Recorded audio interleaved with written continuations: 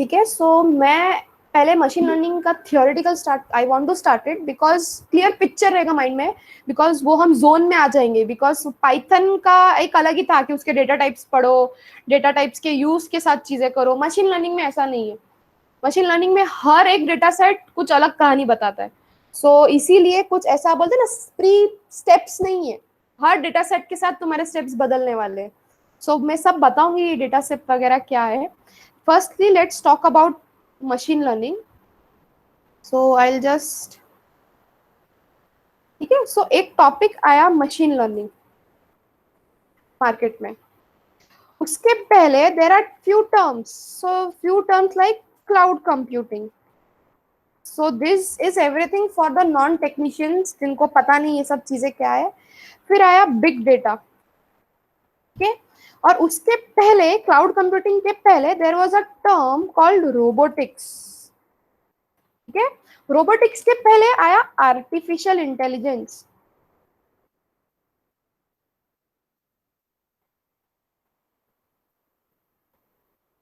सो ये चीज आया। फिर रोबोटिक्स से बीच में आ गया soft computing. So these are terms in the market, ठीक है। ये इंजीनियर्स को पता होगा। सो ऐसे कुछ टर्म्स है आईटी फील्ड में। सो ये ना ग्रोथ ना पहले से आ रही है, धीरे धीरे धीरे, बट ये आर्टिफिशियल इंटेलिजेंस पहले से ही रहा है। सो आर्टिफिशियल इंटेलिजेंस कैसे रहा है पहले से? सो रोबोटिक्स, तो सब ऐसा माना जाता था कि भैया रोबोटिक्स मतलब आर्टिफिशियल इंटेलिजेंस, तो रोबोट्स बना रहे हो मतलब तुम क्या कर रहे हो, ह्यूमन बिहेवियर को मिमिक कर रहे हो। तो ये मिथ था, पहले से चलता आ रहा था। तो सब ऐसे ही मान रहे थे रोबोटिक्स अरे मतलब आर्टिफिशियल इंटेलिजेंस, ये चीज बनते आ रही थी। फिर आया सॉफ्ट कंप्यूटिंग जो न्यूरल नेटवर्क से रिलेटेड है। तो अब मार्केट में इसको नया नाम क्या है? सो इसको नया नाम आ गया है डीप लर्निंग।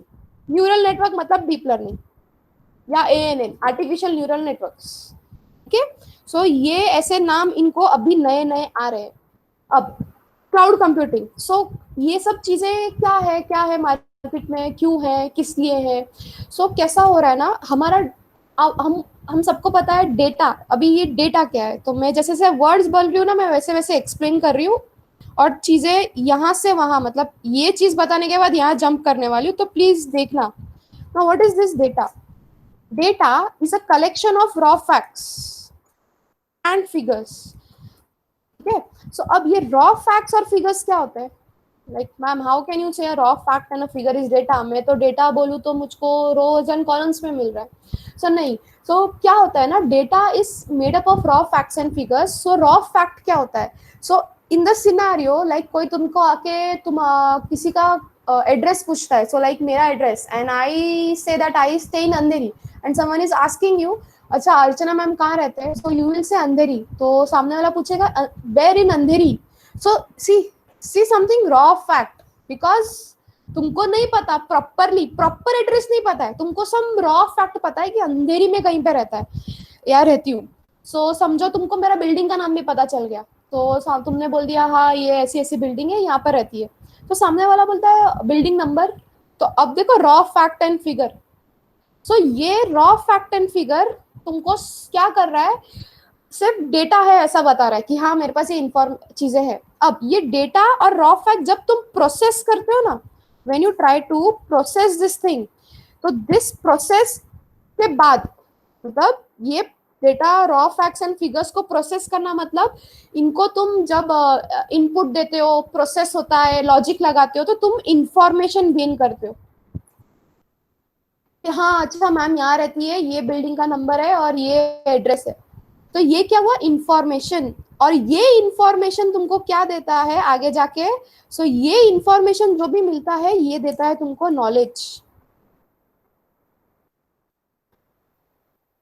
ठीक है। तो आप ये चीज किसी चीज के लिए भी ले लो, raw facts and figures. So your resume is about facts and figures, not raw facts. वहां पे फैक्ट है कि तुम ये एड्रेस पे रहते हो, ये मोबाइल नंबर है, ये तुम्हारा चीज है। So that is your information. The every whole resume is an information. तो अगर तुम्हारा रेज्यूमे में देखती हूँ और like you have completed so and so, you have done this programming, this this this this, what knowledge I gain is whether you are feasible for this job और not. तो ये है नॉलेज, एंड नॉलेज जो end में मिलता है, इसी से हम क्या करते हैं, डिसीजन लेते हैं। तो अभी एक अमेजोन का कुछ प्रोडक्ट है, तुमने देखा, तो वो फैक्ट और फिगर है कि तुमने क्या देखा, एक प्रोडक्ट देखा कोई, तो भी समझो मोबाइल फोन अभी ओप्पो वाला लॉन्च हो रहा है या कोई, ठीक है। सो तुम क्या करते हो, तुम उसका डिस्क्रिप्शन देखते हो, डिस्क्रिप्शन में क्या लिखा है, पूरा का पूरा डिटेल कि ना इसका रैम इतना होने वाला है, रो ये सब इतना इतना होने वाला है, डिस्प्ले स्क्रीन इतना होने वाला है। So you are gaining a knowledge, अच्छा मुझको ऐसा चाहिए या नहीं। नॉलेज क्या होगा कि तुमने जो पढ़ लिया उसके बाद तुमको सारी इनसाइट्स पता होगी, तुमने कंपेयर कर लिया कि कौन सा अच्छा है कौन सा गलत है, तो 3-4 फोन ले लिया आजू बाजू। डिसीजन क्या है, so whether I should by this thing और नॉट, ठीक है।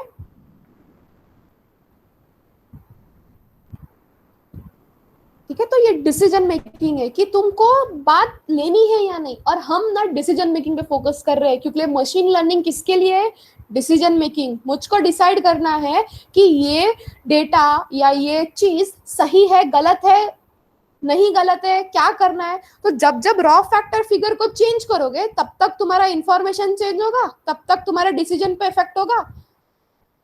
Agreed with this, agreed with this. तो जब जब रॉ फैक्ट और फिगर तुम चेंज करते जाओगे, प्रोसेसिंग चेंज होगी, इंफॉर्मेशन चेंज होगी, नॉलेज तुम अलग करोगे, डिसीजन तुम अलग लोगे। तो ये हमारे साथ होता ही है जब हम कंपेयर करते रहते हैं। तो इस चीज पे सब अग्रीड।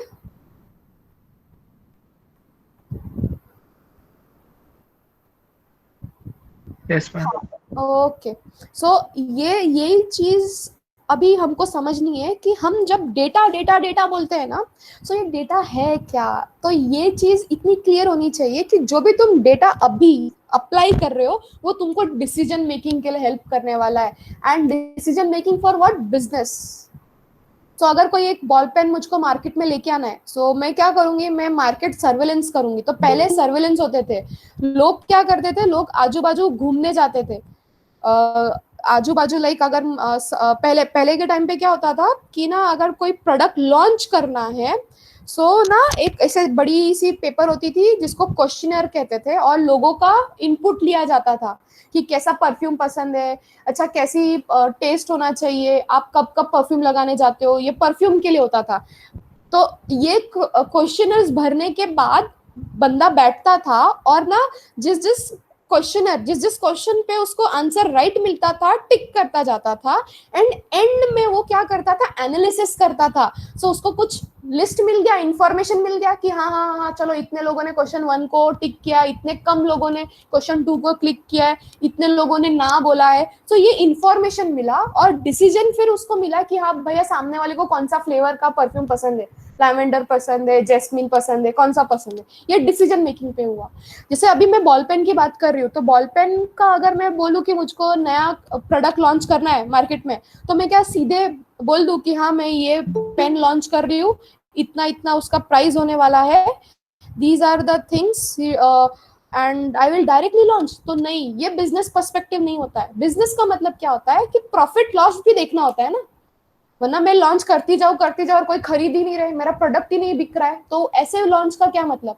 इसीलिए डेटा एनालिसिस्ट की जरूरत आती है कि भैया तुम क्या करो, मार्केट में सर्वेलेंस करो, सर्वेलेंस करो कि क्यों क्यों ऐसी ऐसी चीजें हो रही है, क्यों क्यों पेन का रेंज हमेशा 10 रुपए से लेके 20 रुपए के बीच में हो रहा है, वो पेन ज्यादा बिक रहे हैं, या 5 रुपए वाला पेन क्यों इतना बिक रहा है, व्हाट इज द शेप, क्या फीचर है उसके पेन के, क्या चीजें हैं वो पेन में, इतनी क्या खासियत है कि लोग ले रहे हैं। तो इसका पहले ना लोग घूमते थे, फिरते थे, और एनालिसिस कराते थे। तो एक एक एरिया में एक एक बंदे रख दिए जाते थे, जिससे वो लोग क्या, दिन के 100 टारगेट, दिन के 50 टारगेट, ऐसे टारगेट होता था।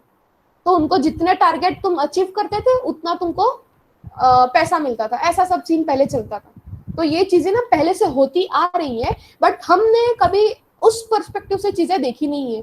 तो मशीन लर्निंग ने ना हमारी पर्सपेक्टिव चेंज कर दी है चीजों को देखने की। So I just give you scenario कि समझो कि एक ना अभी टाइटन का शोरूम ओपन करना है। So let's take Titan showroom. So let's take a Titan showroom. So Titan लेते हैं या हाँ टाइटन का या पैंटलून्स का शोरूम लेते हैं. I have certain criteria, not criteria, I would say that मुझको शोरूम लॉन्च करना है और मेरे पास ऑप्शंस क्या है. पवई का पॉश इलाका, एक कोई तो भी मॉल, ठीक है, और एक नॉर्मल बिल्डिंग्स रेसिडेंशियल्स एंड ये तीन मेरे पास ऑप्शंस है. What as a data analyst with you think कि मेरे को मतलब मुझे अगर कोई एक पर्सन आता है बिजनेसमैन कि ना मेरे को टाइटन का शोरूम ओपन करना है, मुझको बताओ मैं कहाँ ओपन करूँ, क्या बोलोगे उसको कि कहाँ ओपन करना चाहिए उसको. तो क्या क्या एनालिसिस करोगे वो एरिया के बारे में आप जाके. तो imagine yourself standing in Powai का पॉश एकदम हीरा नंदानी का जगह एंड वहां पे एक टाइटन का बड़ा शोरूम चाहिए. टाइटन या कोई भी ब्रांड ले लो, पूमा ले लो, फास्ट ट्रैक ले लो या नाइकी ले लो, कोई भी एक ब्रांड ले लो and you have been told कि ना भैया यहाँ पर जाके बताओ मेरे को यहाँ पर मैं शोरूम ओपन करूँ या नहीं. सो वहां पर जाके तुम अगर अभी खुद को उस जगह पे इमेजिन करो, जिन्होंने हीरा नंदानी नहीं देखा है तो पॉश एरिया समझो जहाँ पे हर एक टाइप का ब्रांड है, हर लोकेलिटी में एक एक ब्रांड्स है. तो स्टारबक्स है, मैकडी है, डोमिनोज है, सारे सारे ब्रांड्स है वो एरिया में, जिन्होंने हीरा नंदानी का नाम नहीं सुना है. ठीक है, you imagine your self in such position कि आपको यहाँ पर अभी बोला गया है कि भैया फास्टैग का शोरूम ओपन करना है या कोई भी नाइकी का शोरूम ओपन करना है, टॉप ब्रांड का शोरूम ओपन करना है. what would be your things to tell him. so options क्या क्या दिए मैंने. so options दिया है पवई, पवई दिया है विच इज वेरी, और एक मैंने दिया है मॉल दिया है, और एक मैंने रेसिडेंशियल एरिया दिया है.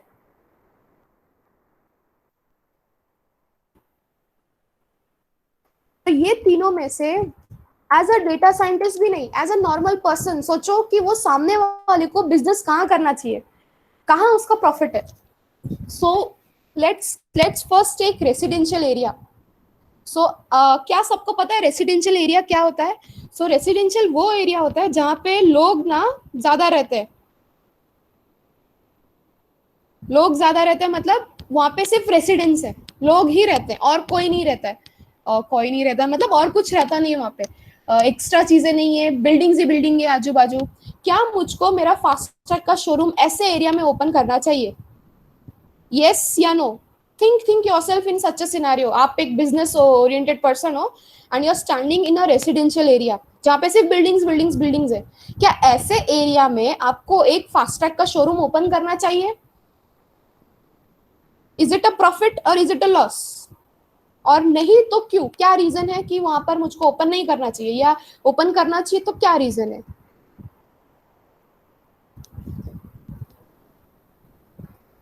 ठीक है, यहाँ पर दिमाग पे ज्यादा जोर पड़ने वाला है. Question are the things which you need to answer. Please please answer this question. Think yourself in a scenario. तो पहला वाला दे रही हूँ residential area. will it be a profit or will it be a loss if I'm trying to open a showroom. Fast track का बोलो या कोई भी बड़ा ले लो brand, so let's say Gucci का ब्रांड ले लेते हैं.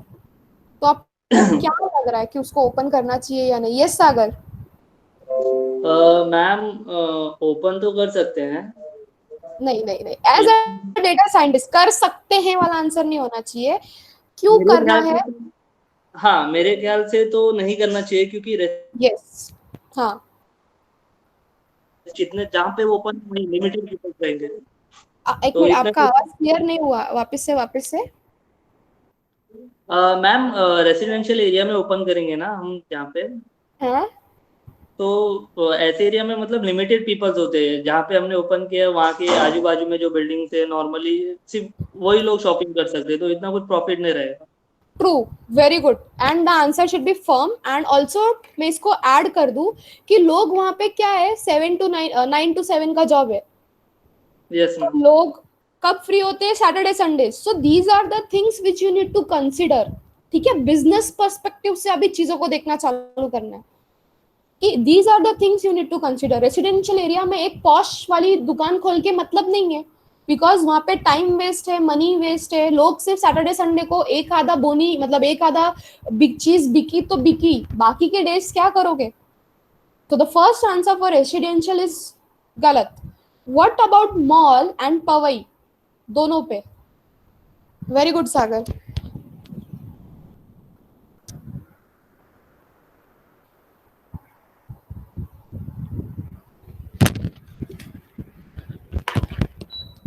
Hello. हाँ, yes, yes, Ma'am, Sachin. mall could be a good place as more of people visit the place. But again, are you expecting some like a point-wise discussion or like a very rough thing? मतलब जो मैं एक basic common sense के aspect में you are हाँ, हाँ, expecting an yes, answer या yes, yes, yes. Like okay, then mall could be a good place I say. and But if that again हाँ, depend what place it is. मतलब if at all it is in the suburb, it may not fetch up a crowd who can buy a product of Gucci. And if it yeah, is in some town, like it is in like the town place, then yes, it may yes. fetch more customers. So that's what Perfect I. answer. Yes, yes, perfect answer, Sachin. That is what is expected. See, जैसे word use किया सचिन ने common sense. So yes, the word common sense also plays an important role. क्यों के लिए लोग क्या करेंगे? Common sense है कि मॉल में अगर जाते भी हैं तो वो मॉल्स में किस लिए जाते हैं? तो भैया सिर्फ खाने के लिए और टाइम जोन में और टाइम पास करने के लिए। और गलती से वहां पर किसी ने कुछ चीजें ले ली तो ले ली, वरना नहीं होने वाला है वहां पे। So yes, by common sense it should be a mall, but if we try to see the things around, तो मॉल में ऑलरेडी चीजें हैं, ठीक है। Even if a Gucci is open over there, it would be what as a shop is over there. हाँ, ये नाम का ब्रांड ये मॉल में मिलता है।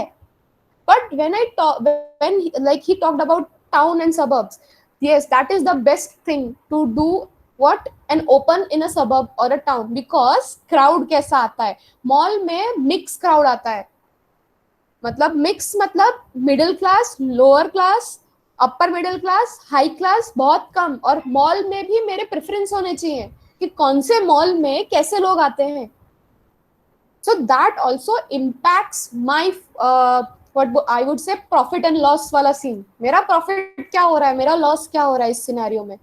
सो ऐसे ऐसे पॉइंट को ध्यान में रखते हुए it would be far far more better if I open my Gucci वाला shop in what a town area, where in I know आजू बाजू कैसे लोग रहते हैं। तो भैया अमीर लोग रहते हैं and they will 110% buy a Gucci stuff, because I know उनके पास पैसा है, उनको मॉल तक आने की जरूरत नहीं है।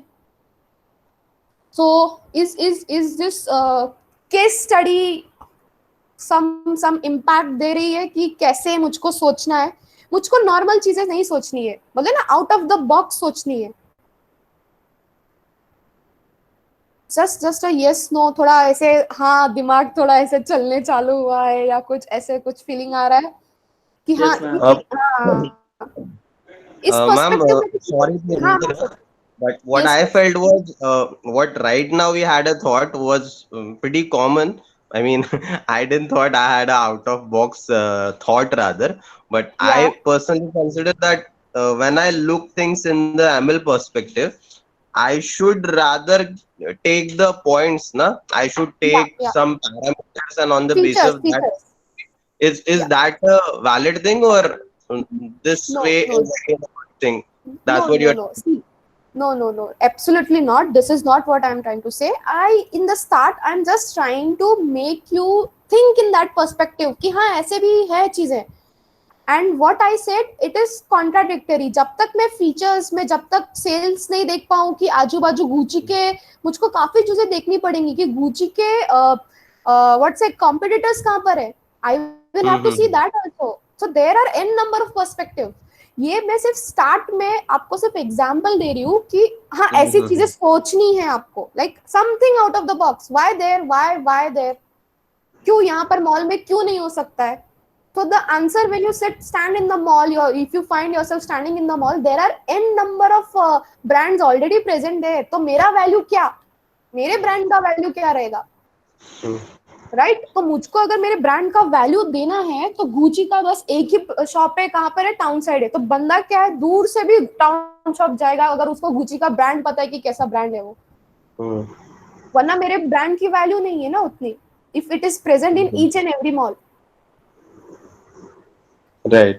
राइट। सो अभी वो भी प्लेस करने के लिए टाउन में कहाँ, that is also an important part of machine learning, right? कि कहाँ पर अप्लाई होना चाहिए, कहाँ रहना चाहिए। So these are features which we are going to discuss later on with this same example. हम इसके बारे में भी बीच बीच में बात करते रहेंगे। ये बस अभी की ना, मतलब प्रॉफिट लॉस सोच के कुछ चीजें करनी है, देखनी है आजू बाजू क्या चीजें हैं, लाइक ऐसे। इसीलिए ये थोड़ा मैंने ऐसे लिया। एक और एग्जांपल लेती हूँ जो मैंने एक रीसेंट इंटरव्यू में पढ़ा था। सो व्हाट हैड हैपेंड, अचानक से ना न्यूज़पेपर की ग्रोथ जो है, लाइक पीपल्स न्यूज़पेपर पढ़ना बंद कर दिए। मतलब जो प्रॉफिट एंड लॉस वाला मार्जिन होता है ना, तो न्यूज़पेपर वाले लॉस में जा रहे थे। So they hired a data scientist, and that data scientist, मतलब उसने पूरा दिन रात एक लगा दी, 2 महीने लग गए, and he was not able to find out why there is a steep, मतलब इतना ज्यादा लो क्यों लोग पेपर्स पढ़ ही नहीं रहे। ये आपको पता होगा, अब्रॉड में लोगों को आदत है बाहर निकलते ही न्यूज़पेपर लेके, सबवेज में न्यूज़पेपर लेके खड़े रहेंगे एंड ऑल दोस थिंग्स। तो वहां पर एक ना ऐसे एकदम से ये होने लग गया कि what happened in with in this 2 months that people are not buying newspaper, and he didn't turn the stone, मतलब पूरा ऊपर नीचे सब कर दिया उसने, बट उसको ना आंसर नहीं मिल पाया। सो एक दिन चलते चलते, लाइक बोलते ना, अचानक से वो भी न्यूज़पेपर पढ़ने लग गया कि कौन सी ऐसी आर्टिकल है जो लोगों को पसंद नहीं आ रही है एंड ऑल दोस थिंग्स। वो पूरा न्यूज़पेपर पढ़ने लग गया। तो 2 महीने उसने कंटिन्यूस पढ़ा पढ़ा, उसको कुछ नॉलेज नहीं आया। एक दिन चलते चलते उसका न्यूज़पेपर ना, उसका पानी में गिर गया। सो लाइक पानी कहाँ से आया? तो अब उसने आउट ऑफ द बॉक्स देखा, और तभी उसको रियलाइज हुआ, अरे ये महीना किसके चल रहे हैं, rainy seasons are going on and people do not wish to buy newspapers because rainy season is going on. Now this was not a part of a feature. It was something he didn't thought of, because वो किसके पीछे पड़ा हुआ था, features के पीछे, numbers के पीछे, कि हाँ ये कॉलम में ये आंसर आया, इधर ये आंसर आया, इधर ये आंसर आया। सो बोलो, ये दोनों एग्जांपल्स इसलिए बता रही हूँ बिकॉज जरूरी नहीं है कि ना हमको ये जो डेटा दिया है वही आपको डिसीजन मेकिंग में हेल्प करने वाला है।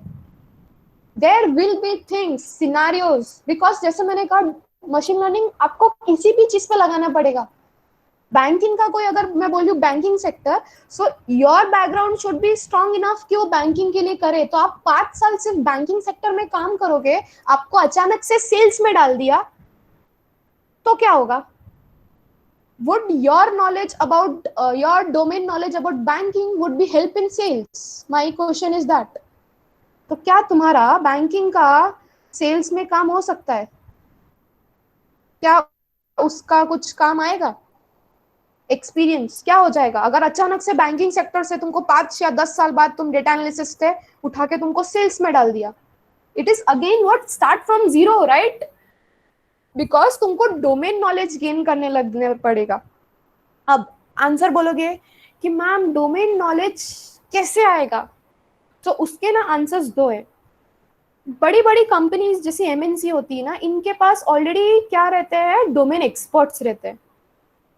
Now the term domain experts means what, these people know in and out about the companies product, companies image, companies brand and everything. whenever you as a data scientist has been hired, तुम्हारा काम क्या है? तो भैया decision making में help करना। ये जो डायग्राम बनाया है, प्रोसेस से लेके इधर तक तुमको डिसाइड करना है। वो तुमको क्या देंगे? Raw facts and figures. तुमको वो रॉ फैक्ट्स एंड फिगर्स देने वाले। तुम्हारा काम क्या है? ये प्रोसेस से लेके डिसीजन मेकिंग तक हेल्प करना। तो तुम खुद सीखना चालू करते हो उस पेजेस पे, तुम उनको क्वेश्चंस करोगे, भैया ये फीचर क्या कह रहा है, ये तुमने सेल्स में क्या किया? तो अभी जैसे मैंने बोला, आंसर बैंकिंग से उठा के सेल्स में डाल दिया, इसका मतलब ये नहीं कि तुम नहीं कर पाओगे, कर पाओगे यार। तुमको क्या जरूरत है? सिर्फ डोमेन नॉलेज की जरूरत है। और डोमेन नॉलेज कैसे आएगा? काम करोगे तो आएगा। इसीलिए मेरा जो स्टार्ट में था ना, प्रोजेक्ट्स हर डोमेन के एक एक लेके रखो कि सर हाँ, क्लेम्स में मैंने एक ये प्रोजेक्ट किया हुआ है, हाँ बैंकिंग में मैंने एक प्रोजेक्ट किया हुआ है, फ्रॉड डिटेक्शन में मैंने ये प्रोजेक्ट किया हुआ है। तो कैसा होता है ना, आपका नॉलेज पता चलता है कि हाँ इस बंदे को भैया डाइवर्स नॉलेज है। क्योंकि machine learning is not to one thing only. That is what I want to clear today. Clear? Can we start with applications of machine learning now? Or we'll see what is there in here.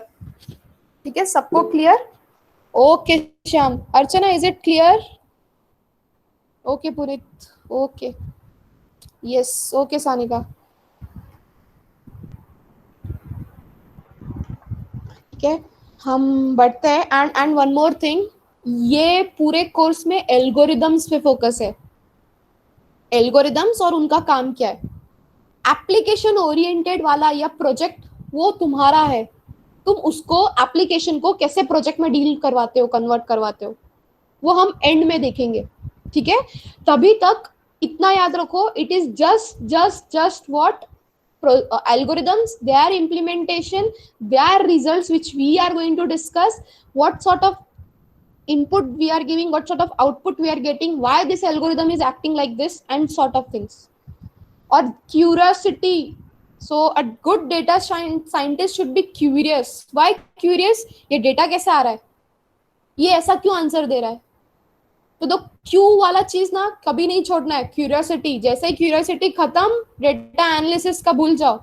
अगर curiosity नहीं है कि अरे यहाँ पे population अचानक से क्यों बढ़ रहा है, why is this pollution getting overrated, तुमको न्यूज़पेपर्स पढ़ो, चीजें यहाँ पर ऐसा क्यों हो रहा है, वो क्यों हो रहा है वाला क्वेश्चन जब आने लग जाएगा ना, तो आंसर्स ढूंढने के पीछे भागोगे. जब आंसर्स ढूंढने के पीछे भागोगे ना, तो प्रोसेसिंग और नॉलेज अलग अलग से मिलता जाएगा कि इसके स्टॉक्स क्यों बढ़ रहे हैं. अच्छा, ये निफ्टी डाउन हो गई है, ये चीज हो गया है, HDFC के स्टॉक्स क्यों बढ़ रहे हैं, लोग क्यों इसमें ज्यादा RD वगैरह में डाल रहे हैं. सो ये सब चीजें जब क्यों सोचने लगोगे ना, मेरे को डेटा ऐसे क्यों दिया है, यहाँ पर क्यों खाली है ये चीज, ऐसा क्या चीज है, तब तुम्हारा क्यूरियोसिटी खत्म होगा ना, तब जाके तुम डिसीजन पे उतरोगे कि हाँ, this was the answer for this. And a data scientist should be always curious. He should not be judgmental. So what is the term judgmental? He need not be accurate also. Accurate नहीं होगा कोई बड़ी बात नहीं है, but curious होना चाहिए. ये judgmental क्या होता है word? तो we try to judge things. So ये गलती ना कभी नहीं करना. डेटा मिलने के बाद जज कभी नहीं करना कि ना ये डेटा क्या बोलने की कोशिश कर रहा है, because you never know what is there in that data. वो तुमको देख के लग रहा है कि हाँ ये हो जाएगा या it is easy, but never जज दिस थिंग. ठीक है, and I would like to say a data scientist need not be a programmer. एक नंबर का मतलब बोलते हैं ना ऐसे, हाँ अभी आ जाने दो प्रोग्रामिंग, कैसे भी प्रोग्रामिंग होने दो, मैं कर लूंगी. नहीं चाहिए, सिर्फ नॉलेज चाहिए कि प्रोग्रामिंग कैसी होती है, बस. इसीलिए पाइथन प्रोग्रामिंग को लाया गया है कि हाँ थोड़ा नॉलेज हो प्रोग्रामिंग का. तो ये तीन चीजें ना नहीं होगी ना चलेगा, बट उसको एक एक्यूरेट क्यूरियोसिटी होनी चाहिए और उसको ना पोइट्री या स्टोरी बताने अच्छे से आनी चाहिए. Now what is this I am trying to say, that story बताने आनी चाहिए. सो जैसे ही तुम प्रोसेस करके नॉलेज गेन करते हो ना, क्या तुम डायरेक्टली जाके बोल दोगे क्या सामने वाले को कि सर क्योंकि देखो हम जब ये प्रोग्रामिंग करने वाले ना, सॉरी हम लोग जब कोडिंग करने वाले, मशीन लर्निंग करने वाले, तो आंसर ना नंबर्स में मिलने वाला है. So would you go to your CEO और the manager, team leader and say कि हाँ सर इसका ना सो एंड सो परसेंटेज आया, 70% आया है लीनियर रिग्रेशन लगाने पे. So he will just look at your face and like say, boss what are you trying to tell? Because तुम्हारा मैनेजर, तुम्हारा CEO उसने मशीन लर्निंग नहीं किया है. It is you who have done machine learning. You are trying to analyze what this machine is trying to tell, right? That is the reason you should be a good storyteller. इसीलिए data visualisation आ रहा है, ताकि तुम चीजों को बता पाओ कि देखो ये ग्राफ है, ये इसका आंसर है, इसका आंसर ये आया. बिकॉज देखो जो लोग है ना 10-10 साल का, 20-20 साल के जो CEO बैठे हैं, उनको पता है ऐसी चीज है, but they just are happy with numbers and graphs. Graph दिखाओ तुरंत बताएंगे ग्राफ में क्या एरर है, बट उनको डेटा शीट दे दो, एक्सेल शीट दे दो, 15-20 मिनट लगाएंगे एरर ढूंढने के लिए, बिकॉज उनके लिए दूसरे लोग हैं एक्सेल शीट पे काम करने के लिए. And that is what it is expected from data scientist कि आंसर आया, बट ये आंसर का मीनिंग तुम बताओ. इसीलिए स्टोरी टेलर, तुमने सिर्फ एक क्या लगाया, एल्गोरिदम लगाया है। तुम अभी देखोगे कि तुमने सिर्फ एक एल्गोरिदम लगाया और एल्गोरिदम ने ये आंसर दे दिया, तो तुम क्या सिर्फ ये जो 2 दिन की मेहनत है इसको सिर्फ ऐसे ही दिखा दोगे? नहीं ना, उसको प्रेजेंट करना पड़ेगा, स्टोरी बतानी पड़ेगी, मैंने ऐसा किया, मैंने वैसा किया, ये चीजें आई, फिर मैंने ये सोचा, फिर मैंने सोचा कि ये फीचर को चेंज करके देखूं, तो मैंने ये इंसाइट निकाला कि अगर ये वाला फीचर अगर थोड़ा और बढ़ा दें हम, तो हमारी कंपनी का ग्रोथ ऐसे हो सकता है, एंड ऑल दो स्टफ। तो जितना अच्छा तुम प्रेजेंट कर पाओ ना, उतना it is good. So curiosity और प्रेजेंटर अभी से चालू कर जाओ, बोलने का तरीका, प्रेजेंट करने का तरीका, थोड़ा वो चीज हेल्प होने वाली है। ठीक है, so enough of this, let's start with machine learning. ठीक है, ओके, वापस मैं कुछ, हाँ, सो मैंने यहाँ पे कुछ टर्म्स लिखे हैं। ये टर्म्स के साथ अभी जैसे मैं ओपन कर रही हूँ, तो there is something called analytics, so will come. So this was about data. Now let's talk about machine learning, deep learning and artificial intelligence. अब ये आर्टिफिशियल इंटेलिजेंस ना एक बहुत बड़ा रूफ है। Like what? So you are trying to mimic human behaviour. मतलब मेरा सोचने का तरीका मैं किसको दे रही हूँ? रोबोट्स को दे रही हूँ। That arm should move how, it should move like a human. तो ह्यूमन जैसे ह्यूमन का आर्म मूव होगा, वो भी वैसे मूव होगा। रोबोट हमने देखा है जापान में है, there is one restaurant or a hotel wherein robots are there for you, where they pick you up from the reception till and accompany you till your room। जब तक room नहीं आ जाता है वो तब तक तुम्हारे साथ चलते ताकि तुमको रास्ता दिखा पाए, and they talk to you and all those stuff. तो ये क्या है? ह्यूमन को मिमिक करने की कोशिश करता है robotics. So artificial intelligence is dealing with what? the human way of thinking and human mimic. But machine learning क्या है? So machine learning, I would rather say that you are giving some data to their machine. Who is machine? तो अभी तुम्हारा computer समझो अभी start के लिए। इस मशीन ने तुमने जो डेटा दिया उस बेसिस पे तुमको आउटपुट दिया। तो वेइंग मशीन के हिसाब जैसा सोचो, तुमने जाके वेइंग मशीन पे खड़े हुए, तो जितना तुम्हारा वेट था उसके हिसाब से उसने आउटपुट दे दिया। तो ये हो गया मशीन लर्निंग। तुमने जैसा इनपुट दिया वैसा आउटपुट आया। अभी आते हैं डीप लर्निंग। ये मशीन लर्निंग के भी अंदर है, means there is a big roof of AI in which there is a machine learning, and inside that there are neural networks. तो जब न्यूरल नेटवर्क्स वर्ड आ जाता है तो एआई, आर्टिफिशियल इंटेलिजेंस का इंटेलिजेंस वर्ड आ जाता है। इंटेलिजेंस मतलब न्यूरल नेटवर्क्स जो ह्यूमन से भी रिलेटेड है। सो तुम क्या कर रहे हो? यही मशीन को बोल रहे हो कि सोचो और सोचो और सोचो। तुम सोचो, अब मैं कुछ नहीं करने वाली हूँ, तो तुम सोचो कि अगला बंदा आएगा उसका वेट क्या होगा। तो तुम्हारा अभी कैसा हो गया? तुमने 10 लोग आए, वो वेइंग मशीन पे खड़े रहे, उसने इनपुट लेता गया, फिर थोड़े टाइम बाद अपने आप उसने गेस किया कि सामने वाला अगर नेक्स्ट पर्सन जो आएगा उसका वेट क्या होगा या उसका रेंज क्या होगा। This becomes deep learning, where in you have trained your model. Machine तुमने ट्रेन की है, बट अब ये मशीन इतनी स्मार्ट हो गई है कि ये खुद ब खुद ह्यूमन के जैसे सोच रही है कि अगला स्टेप क्या, अगला पर्सन कौन, अगली चीज क्या। तो this is a thin line, there is a thin line between all three of it, but everything comes under AI. So is this 3 definitions or 3 things clear? AI क्या है, machine learning क्या है और deep learning क्या है? If not, I will think of some other example, so let me just know.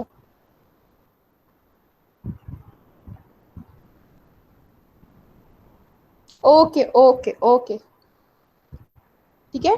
And there are few words, so few words like we are seeing over here: data analytics, data scientists, then there is data engineer।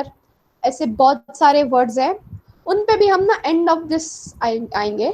So let's begin with some theoretical। So as we know, these things are growing fast rate, professions are looking who can shift from, so they can shift their career towards data scientist। क्यों जा रहे हैं उसका भी reason तुमको कहीं ना कहीं मिल गया है। ठीक है, now what is this data scientist? Now यहाँ पे दो टर्म्स दिख रहे हैं, मैथ्स सब्जेक्ट एक्सपर्टीज, स्टैट्स और सब्जेक्ट। सो जैसे मैं बोल रही हूँ domain knowledge, so domain knowledge क्या है? सो मैंने जैसे कहा बैंक का नॉलेज होना चाहिए कि हाँ बैंक में चीजें कैसे वर्क होती है। क्लेम्स मतलब क्या, सामने वाला क्लेम कब करता है, प्रॉपर्टी डैमेज हो जाने के बाद, या प्रॉपर्टी डैमेज हो रही है तब, या डैमेज हो चुकी है तब, कब कब कब कब वो क्लेम कर सकता है, कब, अगर वो 1 महीने बाद आ रहा है तो क्लेम्स देना है नहीं देना है ये तो सामने वाले के हाथ के ऊपर है। बट मेरा प्ले कहाँ है, where where should I apply machine learning? So मैं मशीन लर्निंग कहाँ पर लगाऊंगी, मैं मशीन लर्निंग इस जगह पे लगाऊंगी कि सामने वाला क्लेम करेगा या नहीं, मैं ऐसी चीजों पे नहीं लगाने वाली हूँ। तो सामने वाला, उसका ये चीजें है, उसका एनुअल इनकम इतना है, उसका ये चीजें इतनी है, मतलब पूरे डिटेल्स रहते हैं ना बैंक के पास, क्योंकि वो लोन के लिए अप्लाई करते हैं तो उसकी अर्निंग क्या है।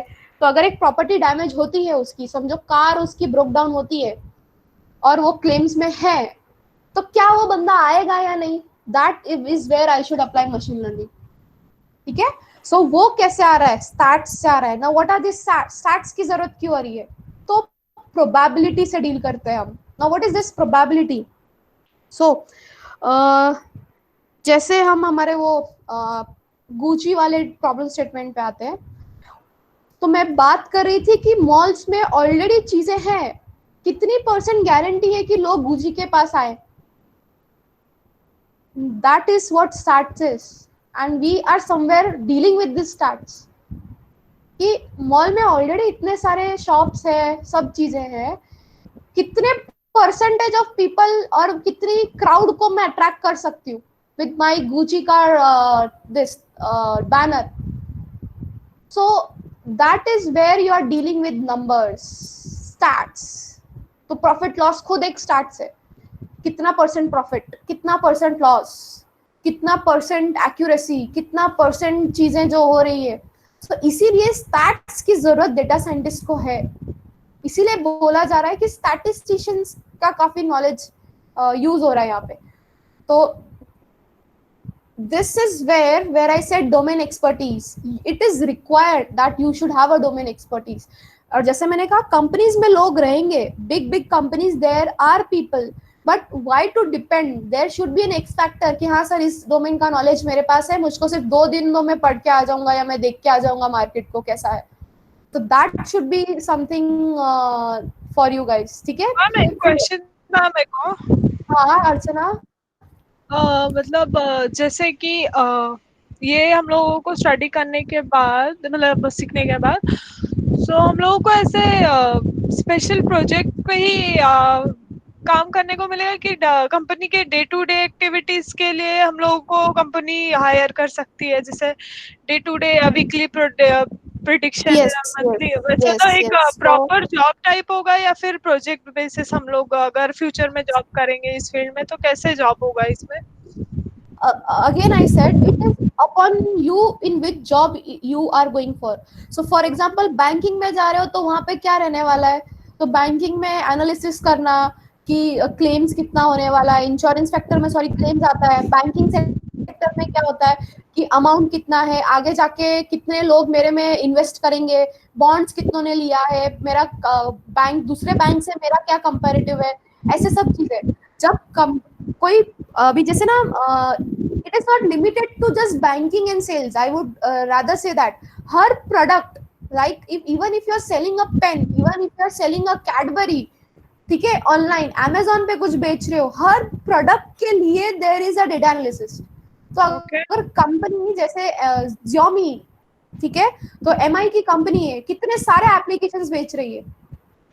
ओके, तो मतलब ऐसा कंपनी हम लोगों को हायर कर सकते हैं जिससे उनके डे टू डे या वीकली या हाँ मंथली हाँ प्रोजेक्शंस के लिए भी वो फ्रीलांसर जैसा नहीं रहेगा ना कुछ नहीं भी? नहीं, दे आर प्रॉपर जॉब रहने वाला है तुम्हारा, कि ना डेटा एनालिसिस ओके तो ओके तुमको ऐसा जॉब रहने वाला है कि ना ये मेरा ओके डेटा है, प्रिडिक्ट करके दो, या ओके आज के दिन इतनी इतनी सेल्स हुई है, प्लीज ट्राई टू प्रिडिक्ट आज का प्रॉफिट था या लॉस था। Okay okay okay, thank you. Okay ठीक है, सो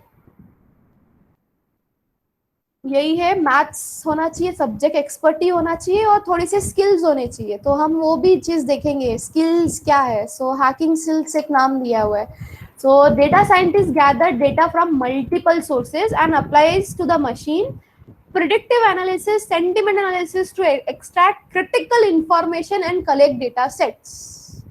ठीक है, तो ये बड़ी अच्छी इंग्लिश में चीजें बोली है और ये हम लोग यही चीज करने वाले। हम क्या करने वाले, data gather. What is data gather? तो वर्ड है क्रॉलिंग। डेटा कई बार कैसा होता है, तो हमने डीबीएमएस में देखा unstructured and structured. So as to my knowledge 95% of data in this world is unstructured। so आप बोलोगे कैसे? तो देखो टीवी शोज, वीडियोस, ऑडियोज, ये सब डेटा ज्यादा जनरेट हो रहा है compare to the data which is you are being generating in the form of row and column. Banking transactions बहुत कम है कंपेयर टू टीवी चैनल्स जितने, यूट्यूब में वीडियोस जितने, इमेजेस जितने, वो बहुत ज्यादा है compare to what structured data. Rows and columns में जो डेटा है उससे डबल ट्रिपल चौबल 95% ऑफ डेटा इन दिस दुनिया में अनस्ट्रक्चर्ड है। हमारा काम क्या है, इस अनस्ट्रक्चर्ड डेटा को स्ट्रक्चर्ड में कन्वर्ट करना। तो हमको कुछ चीजों की ना हेल्प लगेगी, तो उसको डेटा क्रॉलिंग बोलते हैं। तो डेटा कहाँ पर है? ट्विटर पे डेटा है। ट्विटर पे डेटा किस फॉर्मेट में? तो ट्वीट्स के फॉर्मेट है। हमको उस पे एनालिसिस करना है। तो कैसा? सेंटिमेंटल। ये सामने वाला जो बंदा बोल रहा है चीजें, बिकॉज कैसा है ना, हमको नहीं पता कि स्क्रीन के उस साइड जो बैठा है उसका सेंटिमेंट क्या था ये स्टेटमेंट लिखते वक्त। So what we try to do, we analyze things and we do what, get critical information and then build data sets. तो यही सारी चीजें हैं ना जो मैं एक्सप्लेन कर रही हूँ, इन सब का मीनिंग दिया हुआ है। प्रेडिक्टिव एनालिसिस, मार्केट में क्या होगा आगे जाके। सेंटिमेंटल एनालिसिस, तो ट्वीट्स, एनएलपी आ गया बीच में क्या, ये एनएलपी का ही काम है, सेंटिमेंटल एनालिसिस। सो हर डोमेन में चीजें हैं। तो यहाँ पर देखो मशीन लर्निंग अलग है, प्रेडिक्टिव एनालिसिस अलग है, सेंटिमेंटल एनालिसिस अलग है। तो कहीं ना कहीं तुम मशीन लर्निंग कर रहे हो, एआई कर ही रहे हो, बट एआई फुल फॉर्म में डीप लर्निंग में होगा बिकॉज इंटेलिजेंस लग रहा है वहां पे। ठीक है, so let's come to this diagram. 3 zones हैं, एक हैकिंग स्किल्स रखा है, एक नाम रखा है math skills and knowledges. I hope screen clear है, हाँ ठीक है। एंड है एक सब्सटेंटिव एक्सपर्टीज। तो इस चीज में चीजें क्या है ना, व्हाट आर स्किल्स। ठीक है, तो यहाँ डेंजर जोन लिखा है, data scientist, traditional research, mathematics and all those things. सब ट्रेडिशनल रिसर्च कैसा अगर कहे जाए तो जो स्टार्ट में मैंने कहा ना कि भैया सबसे फॉर्म भरवाओ, फिर एनालिसिस करो, feedback low, all this things. फिर क्या कर रहे थे तुम, काउंट कर रहे थे भैया ए कितनों ने राइट दिया, बी कितनों ने राइट दिया। That become what, traditional analysis. और उसके बेसिस पे तुम क्या कर रहे हो, कुछ चीजें बोल रहे हो। मशीन लर्निंग कहाँ पर है, तो स्किल्स और मैथ्स। अब स्किल्स और मैथ्स में machine learning, what is this skill, क्या क्या कहोगे स्किल को, क्या वर्ड दोगे, क्या है skill. so I would rather define this skill as your perspective, your way of seeing things। सबका अलग अलग नजरिया होता है चीजों को देखने का, and that is where a data scientist sits। क्योंकि उसका नजरिया दूसरे लोगों के थिंकिंग से अलग है, इसीलिए वो यहाँ पर बीच में आके बैठ रहा है। ठीक है, because he is going to think something out of the box, because उसको मशीन लर्निंग ने कुछ बोला, उसके नॉलेज ने कुछ बोला।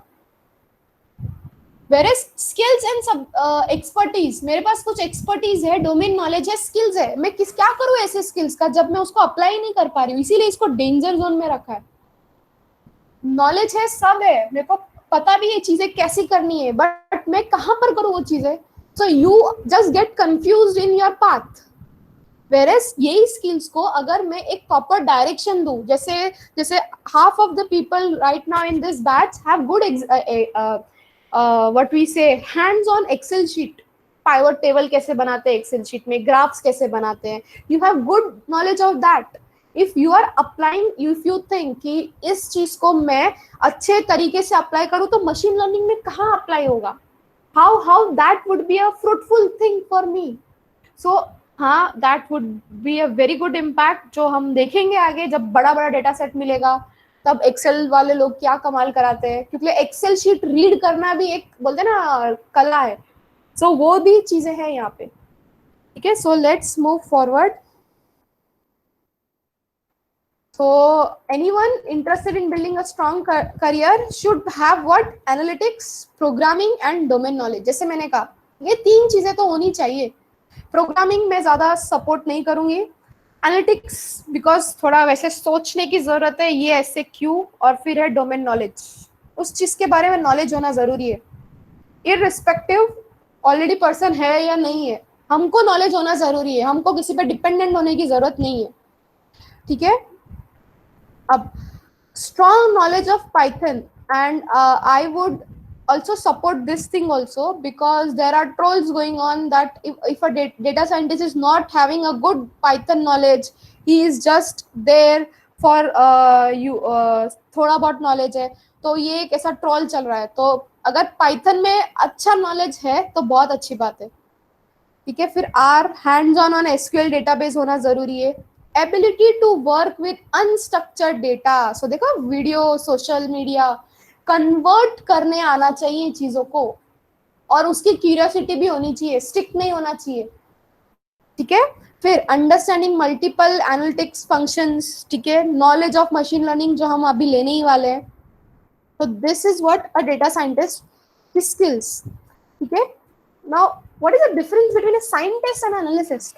So I would put it in the way, see, direct हम चीजें नहीं जाते. मैंने ABCD सीख के डायरेक्टली मैं 10th की एग्जाम देने नहीं गई थी, मैं स्टेप बाय स्टेप गई थी.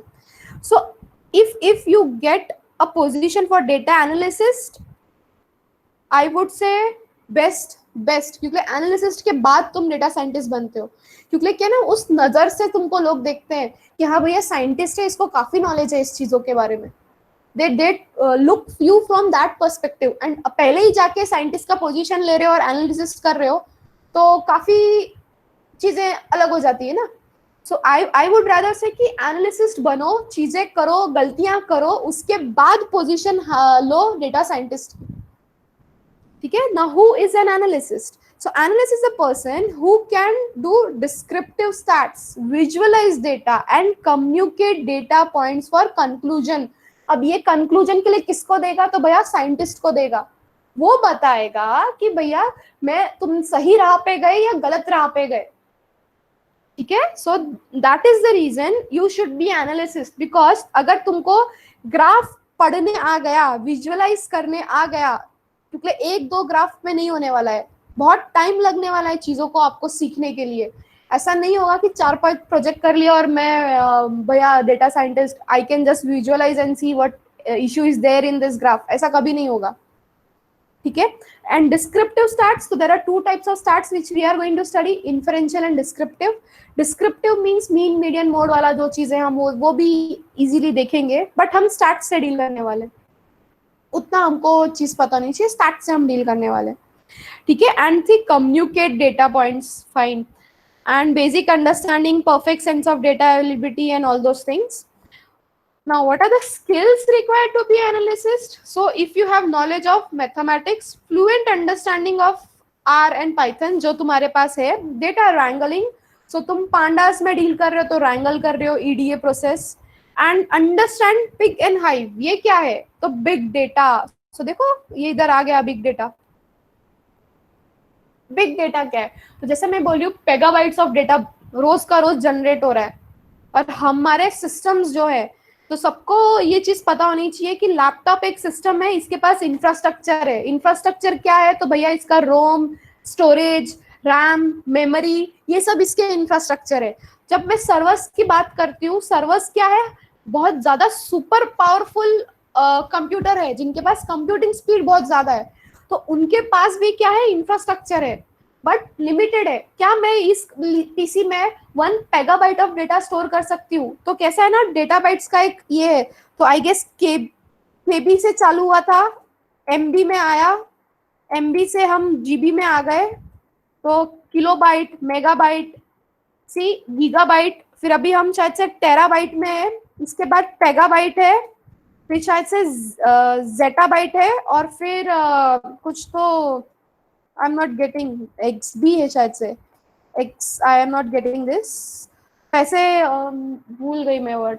सो ऐसे ना डेटा बढ़ता जा रहा है। Even if you take your phone and किसी के पास 48 मेगापिक्सल है या 16 मेगापिक्सल है and you try to click a picture with 48 megapixel, आप वो इमेज का डिटेल्स में जाके ना स्टोरेज देखना, it will be definitely 1 GB, 1 GB के आसपास की वो फोटो रहने वाली है। तो अगर 1 GB का डेटा यहीं पर आ रहा है तो टेराबाइट वगैरह क्या होगा? तो ये चीज को मेरा नॉर्मल सर्वर स्टोरेज नहीं है, इंफ्रास्ट्रक्चर नहीं है, इसीलिए क्या आ गया, क्लाउड कंप्यूटिंग आ गया, जिसने क्या किया, क्लाउड्स में डेटा स्टोर है। कहां पर स्टोर है नहीं पता, सर्वर्स बहुत पावरफुल है क्लाउड में, तुमको नहीं पता कहां पर है, बट तुम्हारा काम इजी कर लिया। तुम तुम्हारे इस छोटे से लैपटॉप के थ्रू सिर्फ एक इंटरनेट कनेक्टिविटी चाहिए और कुछ नहीं। तुम क्या कर रहे हो, तुम्हारा ये पेगाबाइट का जो काम धंधा है वो कहां पर कर रहे हो, क्लाउड पे करते हो, और यही तुम्हारा बिग डेटा है कहीं ना कहीं। सिलेक्शन, मॉडिफिकेशन, सब तुमको क्या कर रहे हो, बिग डेटा पे कर रहे हो। इसीलिए यहाँ पर ये चीज लाई गई है कि बिग डेटा का नॉलेज होना जरूरी है। What is big data? There are things in big data, वो हम बाद में डिस्कस करेंगे। And Hive and Pig is a sort of database which it provides, ठीक है। सो डेटा वैंगलिंग क्या है, तो पांडास में चीज आएंगी जब हम डेटा क्लीनिंग करेंगे, उसको प्रोसेसिंग बोलते हैं, तो wrangling होता है, उसको मंगिंग भी बोलते हैं। So it is a process of transferring and mapping data from one raw data to another form with some proper values, और इसीलिए हमको डिस्क्रिप्टिव मैथ्स लगता है जब हम एक चीज को ट्रांसफॉर्म करते हैं, ठीक है। What are the skills required to become a data analysis? तो भैया नॉलेज ऑफ मैथमेटिक्स, जैसे कहा आर, ट्रायंगलिंग और ये हाइव, ये तो हो चुका है। Now is there any overlap between data scientist analysis? तो क्वेश्चन आता है कि भैया जब दोनों चीजें सेम है तो ये पोजीशंस अलग क्यों है? So data scientist is an umbrella that encompasses data analysis, data mining, machine learning। मतलब तुम अगर एनालिसिस्ट कर भी रहे हो ना तो तुम डेटा साइंटिस्ट ही हो, तुम एनालिसिस्ट कर रहे हो ना, सिर्फ पोजीशन वो मिली हुई है। जैसे सॉफ्टवेयर इंजीनियर, डेवलपर दोनों काम एक ही करते हैं बट पोजीशंस अलग दी हुई है, तो बस एक पोजीशन का नाम है, ठीक है। Data scientist is expected to forecast the future based on patterns, analysis, extract meaningful insights from data sources. So यही चीज है, डेटा है, क्या करो, बिजनेस का दिमाग देखो। मैंने जैसे कहा एनालिसिस्ट रहेगा ना तो लोग तुमको, डेटा साइंटिस्ट का पोजीशन रहेगा तो ऐसा रहता है कि भैया इसको नॉलेज है काफी सारा, इसीलिए मैंने कहा डेटा एनालिसिस्ट का पोजीशन लेना। क्यों? बिकॉज तुमको धीरे धीरे बिजनेस की अंडरस्टैंडिंग होना चालू होती है, फिर तुम क्या करते हो, डेटा को सोचने की, समझने की कोशिश करते हो, फिर तुम प्रिपरेशन करते हो, मॉडलिंग करते हो, इवेल्युएशन करते हो, फिर अगर समझो इवेल्युएशन में आंसर गलत आया, फिर ये प्रोसेस को वापस से रिपीट करना है और फिर एंड में डिप्लॉय करना है कि हाँ अब मेरा प्रोजेक्ट एकदम सही चल रहा है, ठीक है।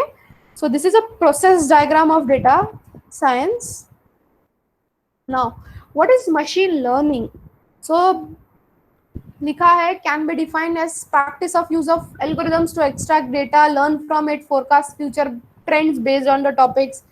ट्रेडिशनल मशीन, इंग्लिश में बहुत अच्छा अच्छा लिखा है, क्या लिखा है, मेन टॉपिक्स हम देखते हैं, स्टैटिस्टिकल एनालिसिस और predictive analysis, used to spot hidden patterns, catch hidden insights, predict data up.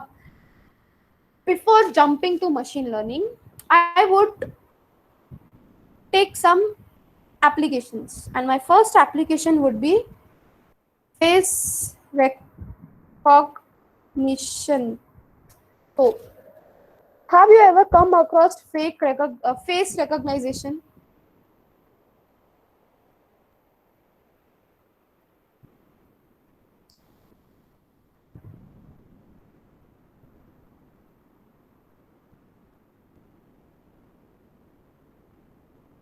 Sachin, more example where? Sorry, I didn't see which where you were asking for more example.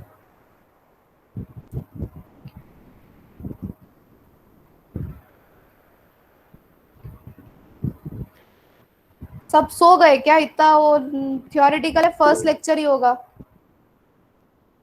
Yes, mobile का जो password protection है।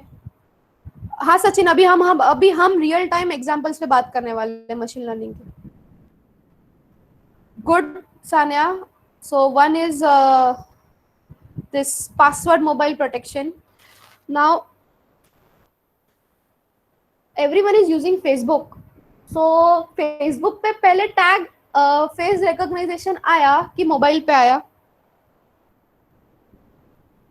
हाँ sorry, Shyam ने answer दिया ना, sorry Shyam. हाँ Shyam, good good Shyam. Are you sure mobile पे आया? माय आंसर है, क्वेश्चन इज फेसबुक पे पहले फेस रिकॉग्नाइजेशन आया कि फोन पे आया? I don't think Sania phone पे, सानी का फोन पे आया है। गूगल फोटोज बाद में आया है, अभी आया है। We are using Facebook from when, and Facebook में हमेशा आया है tag tag tag. Yes, Facebook tag. तो वो टैग बहुत पहले से तुमको करने की कोशिश कर रहा है कि एक do you want to tag this person, उसके बाद फोन पे आया है वो। And Apple and Facebook, I would say, I gets दोनों ने साथ नहीं, हाँ फेसबुक ने पहले लाया है, जहाँ पे वो तुमको बोलता है do you want to tag this person, वो पहले से आया है। So somewhere this face recognition is already there. अब उसके एप्लीकेशंस कितने हो गए?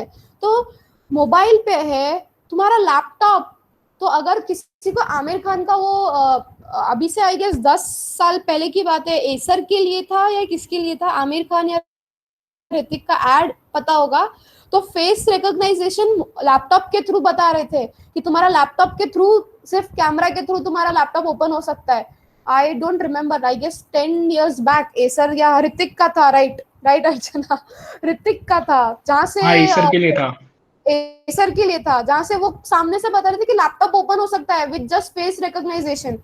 तो ये चीजें ऑलरेडी है, हम अनअवेयर थे कि भैया ऐसी कुछ चीज होती है।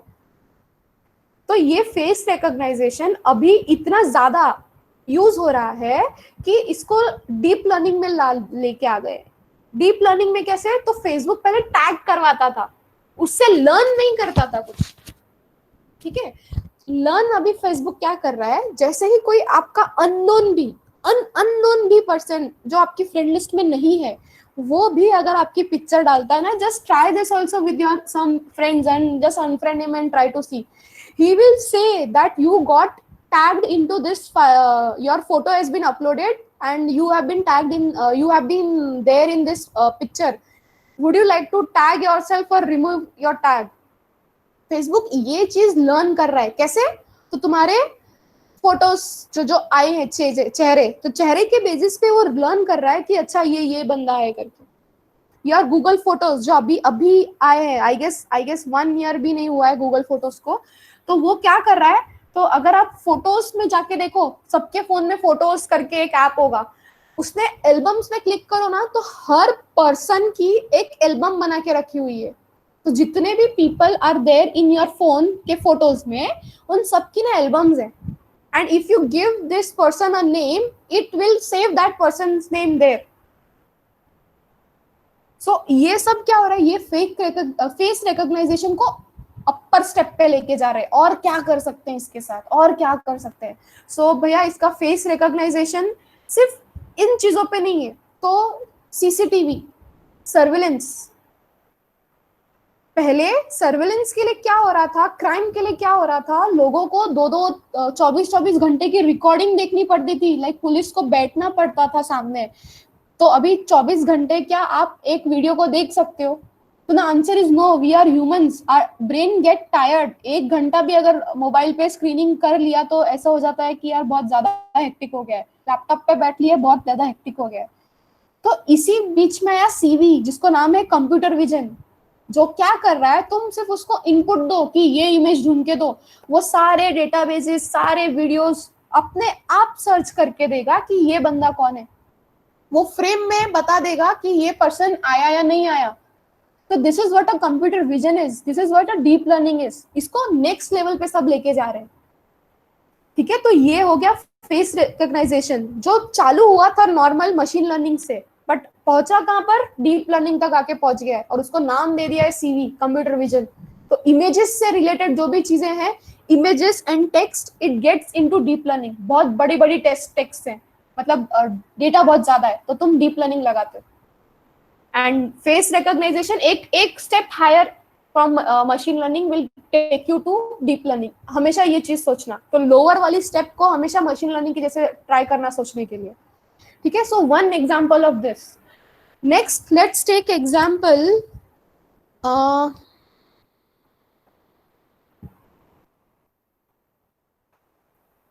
voice assistants. So have you come across any voice assistants recently?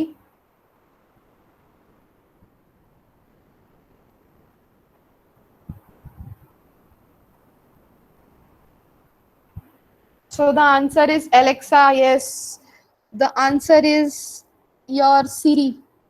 So Siri में था. और कहाँ पर किसी ने okay Google is there right, और किसी को कुछ याद आ रहा है, थोड़ा पीछे, थोड़े साल पीछे जाओ, कहीं पे याद आ रहा है जहाँ पे तुम कुछ क्वेश्चन बोलते हो तुरंत आपको वैसे आउटपुट दे देता है. कोई ऐसा ऐप का कुछ सिस्टम देखा हो कहीं पे. It can be in abroad also, movies में देखा हो. तो मूवीज में जावरिस था, सबको पता होगा, iron man. And iron man कब रिलीज हुई थी? Was it in 2000s or the 90s? अब उस टाइम पे अगर वो जावरिस को आप देखो और अभी एलेक्सा को देखो, तुम क्या कर रहे हो? तुम ट्राई टू प्रिडिक्ट, मतलब तुम उसी को लाने की कोशिश कर रहे हो ना. एलेक्सा और जावरिस में क्या डिफरेंस रहा फिर? वो मूवी आई गेस 2003 के आसपास या 90s में आई थी, 20 साल पहले. सो तभी तो हमको पता भी नहीं था कि ना ऐसे कुछ हो सकता है. But they had made a computer program wherein that computer is talking to you. So this sort of voice assistance, मतलब वो मूवी में आ सकता है, तो क्यों नहीं हम कर सकते हैं? सोचो. और जेम्स बॉन्ड की मूवी में तो आई गेस सब, मैंने देखी नहीं है बट ऐसे मैंने सुना है कि हर टाइप का प्रोग्रामिंग का यूज उसमें दिखा है. तो ये वॉइस असिस्टेंस वो मूवी में इतना ज्यादा इम्पैक्ट किया है कि लोगों ने उसको ट्राई किया है कि क्या हम लोग जावरिस बना सकते हैं, can we make such kind of things. तो द आंसर इज यस. फिर कैसे? फिर सीरी में आया वो. सीरी, एप्पल का सीरी सबको पता है. उसको कंपटीशन में लाते हुए एलेक्सा आ गया. एलेक्सा के साथ साथ कौन आ गया? गूगल असिस्टेंट आ गया. उसको और आगे लेके जाने के लिए वो लाइट कनेक्शंस आ गया. आप एलेक्सा को बोलो लाइट ऑफ करो, लाइट ऑफ कर देगी घर की. तो वो क्या आ गया? सेंसर बेस आ गया. मतलब हर एक फील्ड में ये मशीन लर्निंग है. It is there. It is just our perspective which we didn't see it from. Then I would take example of Uber. तो ये वाला एग्जांपल आई गेस पुनीत भी ज्यादा अच्छे से बता पाए. उबर से पहले हम लोग नेटफ्लिक्स लेते हैं. This Netflix was the first to use recommendation systems. Now what are these recommendation systems? So हम जब बात करते हैं नॉर्मल इंसान रियल टाइम सिनेरियो लेते हैं. आपने समझो कोई like you buy a mobile phone, your friend is unaware of such things and he is asking अरे ये फोन क्या है. तो पहले मोबाइल में इंटरनेट ज्यादा नहीं हुआ करते थे, सो आप देखते थे, आप क्या उसको आंसर देते थे, मैंने सो एंड सो स्टोर पे जाके खरीदा है. So what was that? You are trying to recommend him that this product is bought from so and so store and it is a good product because I am using it. तो ये जो real life चीजें हो रही है, तो real life होता था, इसको वर्ड ऑफ माउथ बोलते हैं. वर्ड ऑफ माउथ का मतलब क्या होता है? तुमने अपनी अच्छी चीजें बताई है प्रोडक्ट के बारे में एंड वैसे ही स्प्रेड होने लग गया. सो आई गेस टप्परवेयर सबको पता होगा इस ग्रुप में. What is a टप्परवेयर? सो हमने प्रोडक्ट्स खरीदे, मम्मी हमारी खरीदती रहती है. यस. सो ये टप्परवेयर का why there is no marketing? किसी ने सोचा है इसकी मार्केटिंग नहीं होती है ज्यादा? So the answer is word of mouth. They believe in word of mouth का चीज. So that is their marketing strategy wherein they are spreading word of mouth. तो इससे बाकी की कंपनीज ने काफी कुछ सीखा है. तो कुछ कंपनीज को बहुत ज्यादा मार्केटिंग करना पड़ता है, कुछ कंपनीज को कुछ भी नहीं है, and their product is seamlessly selling good amount of things. So word of mouth. तो यहाँ पर रिकमेंडेशन सिस्टम्स भी वही है, तुम रिकमेंड करो किसी को कुछ चीजें. सो हमने ये चीज नेटफ्लिक्स ने सबसे पहले लाई. तो नेटफ्लिक्स ने कैसे लाई? There are n number of ways which you can think. ये मेरा पर्सपेक्टिव है, किसी और का पर्सपेक्टिव अलग होगा. सो कैसा होता है ना, मैं मेरे स्टूडेंट्स को, मतलब मेरा जहाँ पहले मैं पढ़ाती थी वेबसाइट पढ़ाती थी एक इंजीनियरिंग कॉलेज में. तो वेबसाइट उनका क्वेश्चन रहता था, वेबसाइट कैसे डिजाइन करें मैम, कलर क्या यूज करें मैम, बिकॉज वो तो अपने हिसाब से कलर यूज करेंगे ना. पिंक कोई यूज कर रहा है, कोई ब्लू यूज कर रहा है, कोई ब्लैक यूज कर रहा है, because that is what you like, your eyes are liking. तो मैं उनको एक ही आंसर देती थी कि हमेशा टारगेट ऑडियंस देखो. What is the target audience word? The person who is going to sit and view your website. So अगर आपने एक flashy I would say green, pink, yellow, blue ऐसे कलर यूज किए हुए और वेबसाइट बनाई है, and the target audience which is sitting in front of the screen is of 30, it's in the range of 50 to 60 age. Would that person look at your website?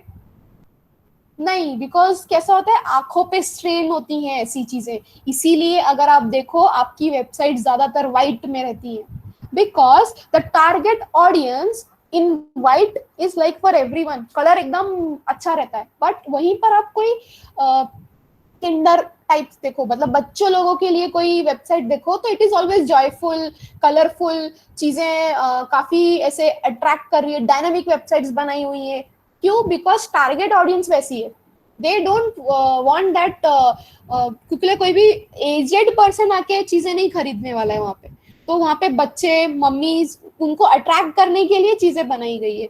सो यहाँ पर भी recommend जब कर रहे हो तुम, तो तुम टारगेट ऑडियंस देखते हो. ठीक है, तो मैं मेरे हिसाब से बता रही हूँ. ठीक है, so there is a range.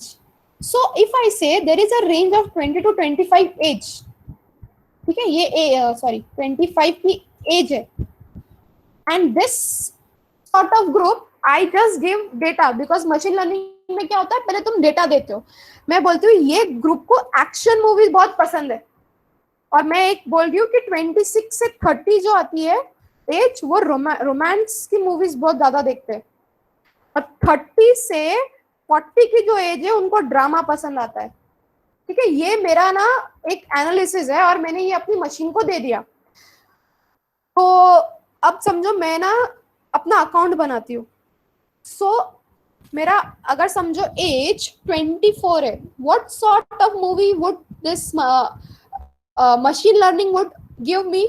सो सारे जो एक्शन मूवीज है, that is what it will do ना. रेकमेंड कर रहा है कौन सी? तो भैया तुम ये एज के लोग सिर्फ एक्शन मूवी देखते हैं, तो तुमने अकाउंट बनाया है, तो तुमको एक्शन मूवी सबसे पहले दिखाई जाएगी. ठीक है, अब रिकमेंडेशन सिस्टम्स क्या कर रहे हैं कि तुमको पहली मूवी जो भी तुम देखने की कोशिश करते हो, द फर्स्ट सर्च जो तुम करते हो. So if I search a drama movie, so मैं यही एज में हूँ, बट मैंने क्या सर्च किया? ड्रामा मूवी सर्च किया. तो अब ये मशीन सीखता है कि भैया 20 से 25 एज वाले सिर्फ एक्शन नहीं देखते, उनको ड्रामा मूवीज भी पसंद है. सो अभी थर्ड पर्सन जब आता है और उसकी एज 20 है, 21 है, it is going to recommend him both type of data और दिस टाइप ऑफ मूवी और series, and that is how it has started recommending everyone. तो जो भी तुम बनाओ उसके बाद वो तुमको नेक्स्ट मूवी भी ये करके देता है. Even when you pause a movie, ठीक है, वो आपको बार बार you pause a movie and you just go, it tries to tell you that hey, you had stopped it over here, do you wish to continue seeing this movie? So ये ऐसी सारी चीजें ना recommendation system से आगे आगे आगे बढ़ती गई, और ये रिकमेंडेशन सिस्टम्स को फिर शॉपिंग एप्स में लाया गया है, जहां पर आप एक मोबाइल बाय करते हो तो तुमको नीचे लिख के आता है similar users have buyed this screen guard and this type of cover in this much, would you like to buy. वो रिकमेंडेशन है। तो वो कैसे बना है? बना वो मशीन लर्निंग से, बट पहुंचा किसके पास? डीप लर्निंग तक। ठीक है, so these are some of the examples. एक आते हैं उबर का। नाउ कैन एनी से one say how Uber is into a machine learning thing? तो उबर कैसे मशीन लर्निंग कर रहा है?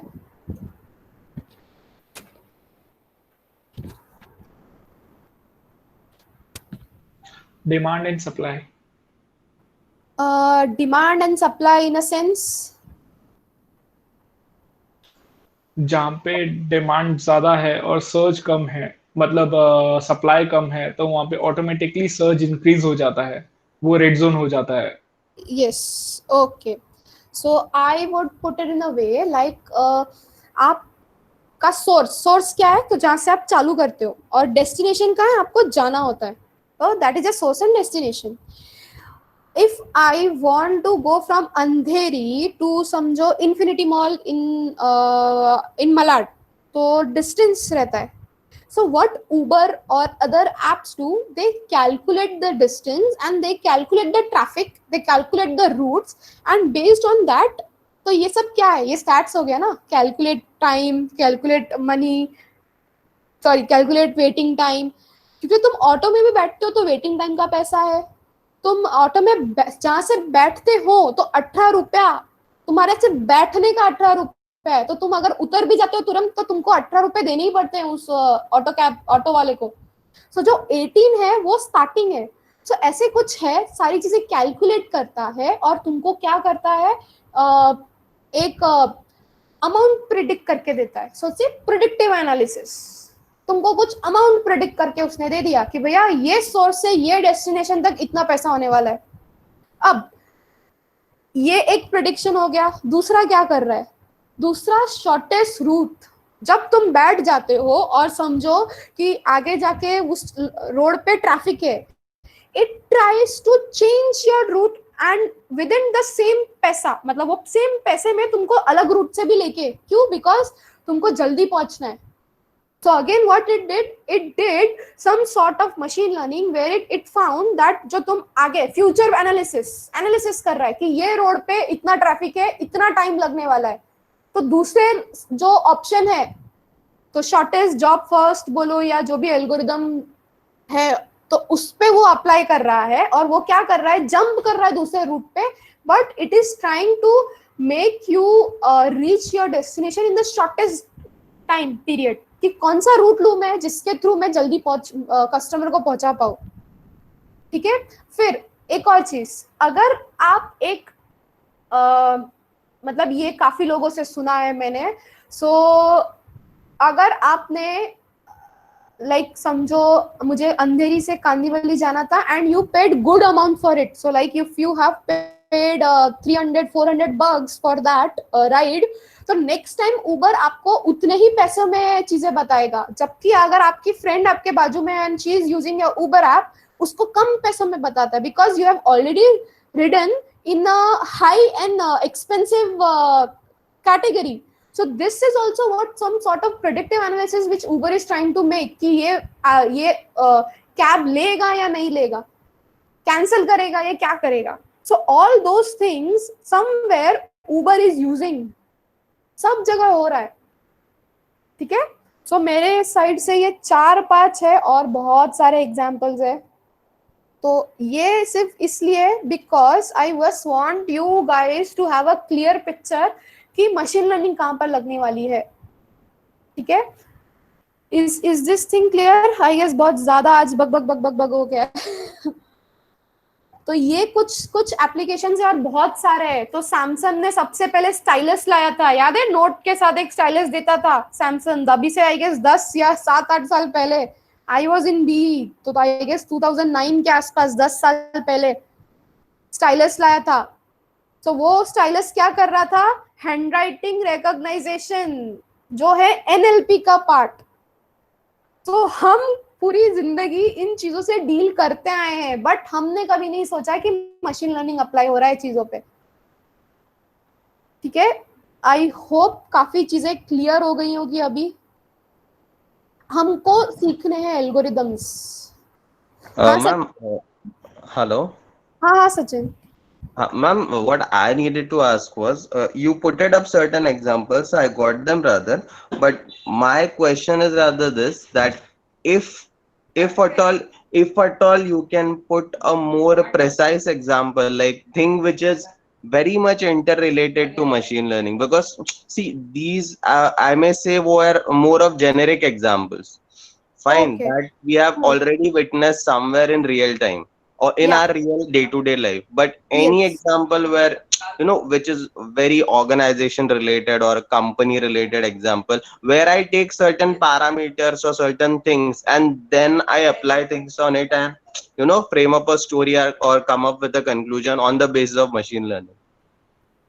Okay, so let's take a best example जो लीनियर रिग्रेशन में भी वापस आएगा. So suppose are you guys from Mumbai all? So Andheri and Bandra everything is clear where it is. Borivali कहाँ पर है, मीरा रोड कहाँ पर है, सबको पता है ये सब चीजें. ओके सो ओके, उससे भी ज्यादा अच्छा एग्जांपल ना आई गेस ये लेते हैं, रुक जाओ. ओके चलो वही ले लेते. Okay let me just come up. There is Bandra जिसको हम टाउन के मतलब हम अभी के लिए टाउन एरिया बोलते हैं. देन देयर इज अंधेरी जिसको हम नॉर्मल मीडियोकर लेयर बोलेंगे, और फिर बोलेंगे Borivali, and then Mira road and everything. Okay so house price का एग्जांपल लेते हैं. ठीक है, you are trying to buy a house. Mira road में कैसा है, चीप. फिर उससे थोड़ी अच्छी यहाँ पर बहुत अच्छे, और यहाँ पर लाइक पैसा दो और घर लो, ऐसा वाला सीन है. ठीक है, but you as a customer तुम्हारा क्राइटेरिया है 2 करोड़, तुम्हारा सीआर कितना है, 2 सीआर. नाउ कहाँ, अगर एक नॉर्मल पर्सन के हिसाब से पूछूं, which area would you recommend to a person? like सामने वाला आपके पास आता है कि भाई मेरे पास ये 2 CR है, I want to buy a house. Now as a person, what would you think and which area would you have selected? Is it Bandra, is it Andheri, Borivali or Mira Road? So let's keep some amount also. So let's say plus 5 CR for this.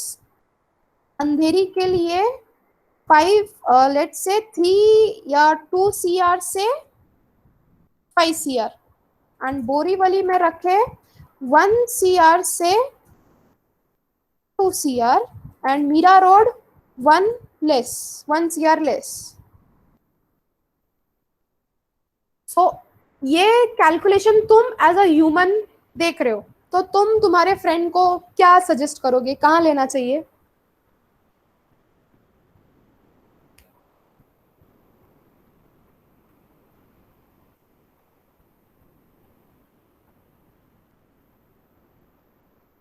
क्या suggest करोगे ऐसे scenario में?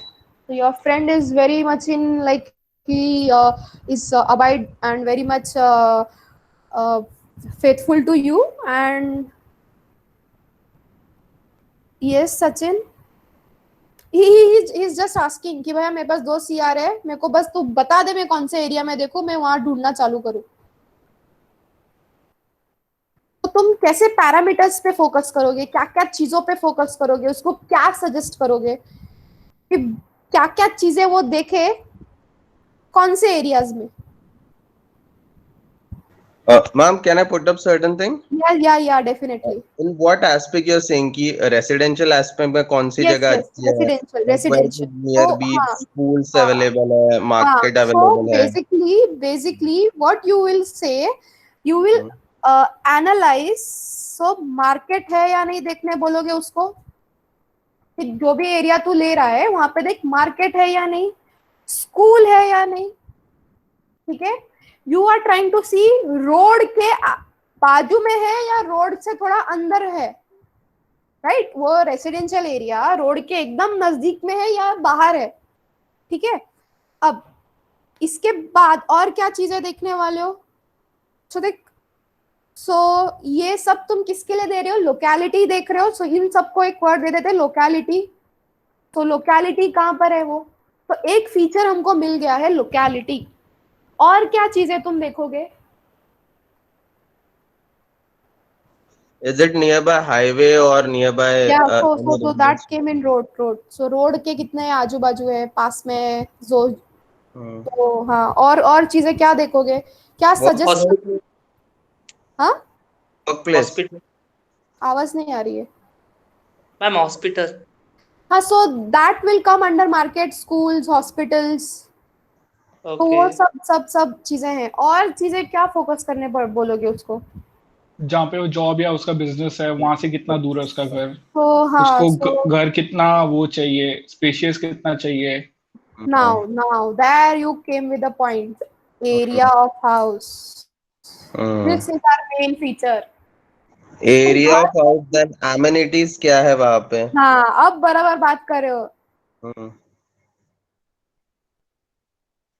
अब बात कर रहे हो ना, एमिनिटीज क्या है, क्योंकि वो उसको सिर्फ ये चीजें नहीं देखनी है ना कि भैया कितना दूर है, मार्केट है या नहीं, स्कूल है या नहीं, हॉस्पिटल है या नहीं, ये चीजें तो है, but what impacts is area of house, कितना बड़ा घर चाहिए उसको, 2 CR में उसको कितना, 2 BHK, 1 BHK, 3 BHK, what is your requirement dude, you are just telling 2 CR है, 2 CR में क्या, तो area of house. So now if I just turn some things like I say कि मुझको अंधेरी में ही घर लेना है, नाउ मैंने क्वेश्चन चेंज कर दिया, मैंने को बोला मैंने अंधेरी में ही घर लेना है, अब तुम क्या करोगे, तो तुम क्या करोगे, उसको बोलोगे एरिया ऑफ हाउस और एमिनिटीज देखो। अब उसने वो एरिया और हाउस सिलेक्ट कर लिया, so he has selected some area, so let's say अपना मेट्रो स्टेशन के पास वाला एरिया उसने ले लिया, निकल ही गया, चलो ठीक है, मेट्रो स्टेशन के पास। अब तो तुम क्या करने लगते हो, तुम उसको बोलोगे कि मेट्रो स्टेशन के पास प्राइसिंग निकालो, right, you are trying to tell him remove price of this such area. तो तुम पहले स्टेप तुमने क्रॉस कर लिया, ये सब चीजें देख के यू हैव डिसाइडेड कि भैया अभी अंधेरी में लेंगे, अंधेरी में तुमने भी एरिया भी सिलेक्ट कर लिया। अब तुम क्या कर रहे हो, प्राइसिंग निकाल रहे हो। अब प्राइसिंग कैसे निकाल रहे हो, तो based on 1 BHK, based on 2 BHK, based on 1 RK, based on 3 RK, तुमने उसको ऑप्शंस दे दिए 3 BHK। अब उसमें से वो सिलेक्ट कर रहा है, भैया मेरे को ना 2 BHK चाहिए। अब 2 BHK के हिसाब से मेट्रो स्टेशन की प्राइसिंग निकालेगा वो। अब मेट्रो स्टेशन की जब प्राइसिंग निकालेगा, सो ये जो प्राइसिंग निकाल रहा है, what is this, is it prior knowledge और रिसेंट नॉलेज। प्रायर नॉलेज मतलब किसी ने बाय किया है and that person is staying, so you are just asking me भैया कितने में लिया था ये घर 2 BHK, so you are going to get some facts and figures। so in that fact and figure you are getting a knowledge कि 2 BHK वाले flats जो है वो भैया कितने रेंज में आ रहे हैं, तो 2 CR में आ रहे हैं, मुझको मिल रहे हैं वो रेंज में। सो तुम क्या करोगे, अब तुम्हारा इशू ये हो जाता है कि 2 BHK वाला जो आया, तुमने क्या किया, कितने कितने कितने मतलब कौन सा एरिया था जहां पे प्राइसिंग ज्यादा थी। सो समझो एक बिल्डिंग है, सो समझो हम लोग एक नाम की बिल्डिंग लेते हैं, यहाँ पर 2 BHK का प्राइसिंग क्या था, सो 2 BHK का प्राइसिंग था 2.3 CR। बी नाम की एक बिल्डिंग है, वहां पर प्राइसिंग कितना था, सो 3.15 CR। सी करके एक बिल्डिंग है एंड उधर प्राइसिंग कितना था, सो 1.98 CR। डी करके एक बिल्डिंग था, वहां पर प्राइसिंग क्या थी, सो वहां पर प्राइसिंग थी 2.05 CR। ई करके एक बिल्डिंग है, वहां पर प्राइसिंग क्या थी? सो वहां पर प्राइसिंग थी 2 CR। अब मुझको बताओ, सजेस्ट करो, अब तुम डिसाइड करोगे किस बेसिस पे? अब तुम्हारे पास ये क्या आ गई? प्राइसिंग आ गई। अब तुम क्या देखोगे? योर नेक्स्ट स्टेप इज कि भैया एरिया कितना है वो घर का, एम्यूनिटीज क्या क्या प्रोवाइड कर रहे हैं, कहाँ कहाँ प्रोवाइड कर रहे हैं। सो अभी जैसे तुमको दिख रहा है, बी वाला ऑप्शन तो निकल गया बिकॉज प्राइसिंग ऊपर चली गई, ये वाला प्राइस भी निकल गया बिकॉज मेरा कितना था? 2 था। आई कैन इधर give 2, 2.5 is fine, but 9.1 is good for me. तो अब मैं क्या करूंगी? इन तीनों में से क्या करने वाली हूँ? एरिया कितना है 2 BHK में भी, वो बालकनी कितनी बड़ी दे रहे हैं, एम्यूनिटीज क्या क्या दे रहे हैं, ये सब मैं क्या कर रही हूँ? फिजिकली कर रही हूँ। अभी ये सब चीजें फिजिकली करने के बाद मैं किस पोजीशन पे निकली? तो मुझको ये मेरी सारी amenities, so there is a swimming pool over there in this colony, there is a watchman over there, there is market in the nearby area. तो ये सारी चीजें कहाँ सेटिस्फाई हो रही है? इस डी वाले में, या ये ई वाले में, या ये सी वाले में, जहां पर भी सेव हो रही है, you are going to buy from this, right? अब ये मैंने क्या किया? 2 महीने घूम फिर के सारी चीजों को एनालाइज किया। अगर ये सारी चीजें मैं मशीन को फीड करके दे दूं, सो आई से दैट बोरीवली का प्राइस इतना, मीरा रोड का प्राइस इतना, अंधेरी का प्राइस इतना, अब मैं लोकेलिटी भी सब चीजें उसको सब फीड करके दे दूं कि यहाँ पर एम्यूनिटीज है, यस नो, तो सारी ऐसी फिगर्स फीचर्स सब उसको मैं डेटा फीड करके दे दूं। तो मैं क्या दे रही हूँ? मैं प्रायर नॉलेज दे रही हूँ मशीन को कि भैया अगर सामने वाला बोलता है 2 CR, तो this 2 are the options which you can give, right? I am giving him prior knowledge कि ऑलरेडी ऐसे लोग रहते हैं जो इन एम्यूनिटीज के साथ इस इतने CR में रह रहे हैं। Now I am trying to train my machine, मैं मशीन को ट्रेन कर रही हूँ इतने सारे डेटा सेट्स ये सब देख के, फीचर्स बोलेंगे इनको, एरिया क्या है, लॉट एरिया क्या है, गैराज है या नहीं, डुप्लेक्स चाहिए या नहीं, डुप्लेक्स कैसा घर है, मैंने पूरा का पूरा एक उसको डेटा दे दिया है अब रोज एंड कॉलम्स में। अब मेरा मशीन क्या करेगा? मेरा machine based on this knowledge will try to predict and give me कि मुझको कहाँ लेना चाहिए। Now I'm not going to do anything, I'm just going to give data to my machine. Similar example एक और लेती हूँ, छोटा सा ये वाला सैलरी का, एकदम छोटा, ठीक है? सैलरी सबकी किस बेसिस पे होती है? दो ही फीचर लेंगे। सैलरी किस बेसिस पे होती है? तो भैया एक्सपीरियंस के बेसिस पे तुम्हारी सैलरी डिसाइड होती है, सबको पता है ये चीज। एक्सपीरियंस के बेसिस पे तुम्हारी सैलरी डिसाइड होती है, तो 2 ही फीचर ले रहे, ठीक है? अगर एक्सपीरियंस है तुम्हारा, सो लेट्स से एक्सपीरियंस है तुम्हारा 5 years, तो सैलरी कितनी है? सो लेट्स से 60K इज योर सैलरी, ठीक है? एक्सपीरियंस है तुम्हारा let's say 4.5 years and let, तो तुम्हारी सैलरी कितनी है? सो लेट्स से 48K इज योर सैलरी, ठीक है? एक्सपीरियंस है तुम्हारा लेट्स से 2.5 years, तो सैलरी कितनी है? सो लेट्स से 38 is your salary. So if a newbie comes, जिसको सैलरी न्यूबी भी रहने दो, तो लेट्स से एक पर्सन आता है 1 year एक्सपीरियंस के साथ, उसकी सैलरी क्या होगी? किस बेसिस पे डिसाइड करोगे? तो तुम क्या करोगे? पुराने जो तुमने चीजें दी है उस बेस पे तुम्हारा मशीन कुछ कैलकुलेट करेगा। वो कैलकुलेशन क्या है? स्टैट्स तुम देने वाले हो, तुम वो फीचर्स के बेसिस पे कैलकुलेट करेगा कि भैया अब अगर एक साल वाला बंदा आता है तो उसकी सैलरी नियर अबाउट 18K होनी चाहिए, नियर अबाउट।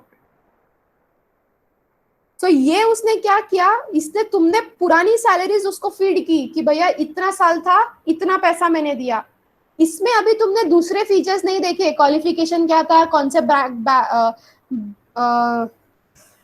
सॉरी डोमेन का था, HR था, क्या था, तुमने अभी कुछ नहीं देखा। तुम सिर्फ क्या कर रहे हो? सैलरी एंड फीचर, बस एक्सपीरियंस देख रहे हो। तो एक्सपीरियंस के बेसिस पे तुम सैलरी डिसाइड कर रहे हो, ये तुमने डिसाइड किया है। तो अब तुम्हारा मशीन लर्न करेगा बेस्ड ऑन प्रायर नॉलेज, कि पहले वाले को क्या क्या बेच दिया, तो बाद में वो प्रिडिक्ट करेगा कि हाँ अगर 1 साल वाला बंदा आता है तो भैया 18 के उसकी सैलरी होनी चाहिए। तो अगर वापस एक आता है बंदा जिसको 2.5 इयर्स, इसकी सैलरी बताओ, तो डेटाबेस में अगर समझो एक और बंदा है जिसको 2.5 इयर्स का एक्सपीरियंस है बट उसकी सैलरी कितनी है 25K, so this will give me approximation of this, कुछ अप्रोक्सीमेट देगा बट उसी का अप्रोक्सीमेशन रहेगा, वो अप्रोक्सीमेट आंसर रहेगा, it can not be fix ना, कुछ तो कुछ मशीन है, नंबर्स ऊपर नीचे होने ही वाले हैं, परफेक्ट एनालिसिस नहीं होती है कभी भी। So is it clear Sachin? So based on the problem statements तुम क्या कर रहे हो, तुम्हारे फीचर्स बढ़ा रहे हो, कई बार ऐसे ना गुम जाओगे फीचर्स में जब दो ही फीचर्स है, ठीक है? Am I clear? ठीक है। और मशीन लर्निंग का अगर एक एग्जांपल दूं तो बेसिक एग्जांपल अगर समझना है,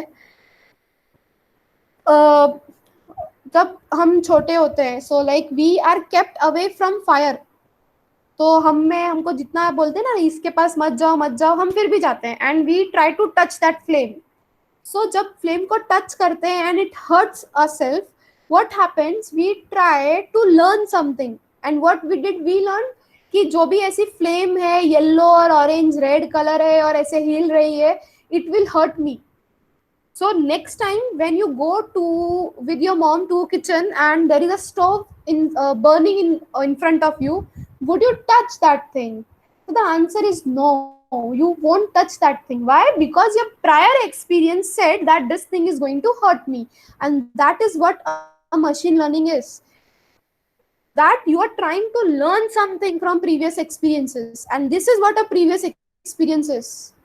तो जो भी फीचर तुम दे रहे हो, पास्ट डेटा दे रहे हो, हिस्ट्री दे रहे हो उसको कि ऐसा ऐसा हुआ था, please predict me the future, ऐसी ऐसी चीजें हैं, please predict me whether this is going to happen या not. That is the term predictive analysis coming into picture. इसीलिए मैंने ये एग्जांपल देते वक्त फेस रिकॉग्नाइजेशन भी बोला, पहले मशीन लर्निंग लगता है, फिर उसको एनहांस करते करते डीप लर्निंग पे पहुंचती है चीजें। सो मशीन लर्निंग कैसे लग रहा है, तो पहले तुम raw facts and figure apply करके दे रहे हो, तुम दे रहे हो मशीन को चीजें कि भैया ये ऐसी ऐसी है।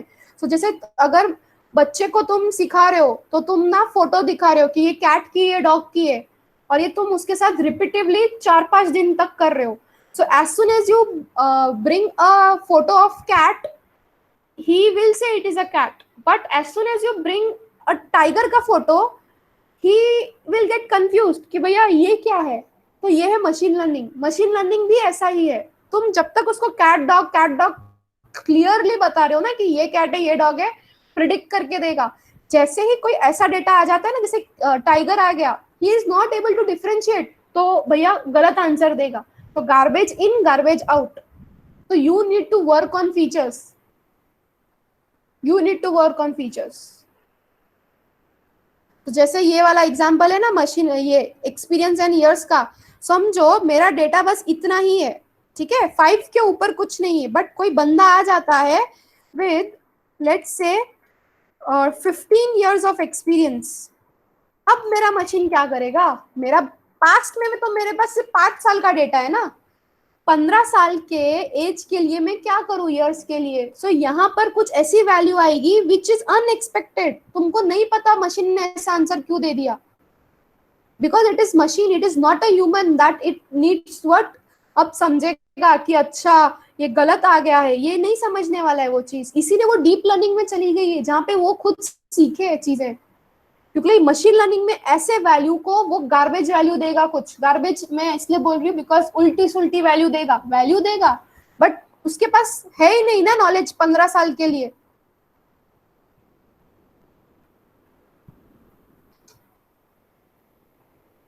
ठीक है, clear? Yes ma'am. Sachin, is it clear? I think you seem more confused still.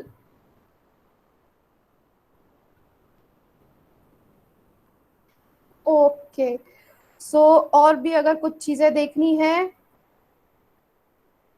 सो ये बहुत सारी मल्टी डिसिप्लिनरी है जहाँ पे हम पैटर्न रिकॉग्नाइजेशन करते हैं. सो ये बहुत बड़ा एग्जाम्पल है. डेटा माइनिंग वर्ड है. सो हम ऑलरेडी माइनिंग करते आ रहे हैं. सो कैसे, तो डीमार्ट में जाते हो तो चीजें आजू बाजू क्यों हैं, कुछ चीजें ना एकदम बाजू बाजू में है. सो बटर के आजू बाजू तुमको श्रीखंड ये सब मिलेगा, वो सब चीजें आजू बाजू मिलती हैं. ब्रेड बटर भी मिलता है, तो उनके पीछे भी रीजंस है. उसको पैटर्न रिकॉग्नाइजेशन बोलते हैं. तो डीमार्ट वाले ना ये डेटा बेचते हैं लोगों को. क्यों? ताकि वो एनालिसिस कर पाए. कंपनीज को जाता है ये डेटा ताकि वो एनालिसिस कर पाए कि अगर एक प्रोडक्ट दूर रखा है, पास रखा है, क्या उसका इम्पैक्ट होता है आजू बाजू रखने से. इसीलिए आप हर बार जाते हो ना तो चीजें थोड़ी चेंज हो जाती है डीमार्ट में. कोई चीजें यहाँ पर है, कोई चीजें दूसरी जगह पर है. क्यों? दे सी अ ट्रेंड कि अगर बाजू में रखा है, दूध के बाजू में ब्रेड रखा है तो लोग ज्यादा खरीदते हैं. बट अगर ब्रेड को तुम दूर रख दो तो लोग नहीं लेते हैं ब्रेड. और तुम अगर गेट के पास ही रख दो, तुरंत जैसे यूजर एंटर होता है वहीं पर तुमने रख दिया है ब्रेड, तो 110% पर्सन खरीदेगा. तो these are what the trends they search in. किसी का दिमाग नहीं चलता है, बट ये चीजें हैं, हो रही हैं ये चीजें. ठीक है, इसी को पैटर्न रिकॉग्नाइजेशन बोलते हैं. तो ऐसी बहुत सारी चीजें चल रही है. डेटा माइनिंग, केडीडी प्रोसेस हम कल देखेंगे. ठीक है, ये डीप लर्निंग के बारे में भी हम देखते हैं वैसे तो. ठीक है, कल देखेंगे इसको, और ये सब चीजें देखेंगे कल. ठीक है, एंड परसों से हम चालू करेंगे numpy, pandas and visualisation again. ठीक है, so I guess let's stop here. Okay, so thank you guys. थोड़ा theoretical ज्यादा होने वाला है.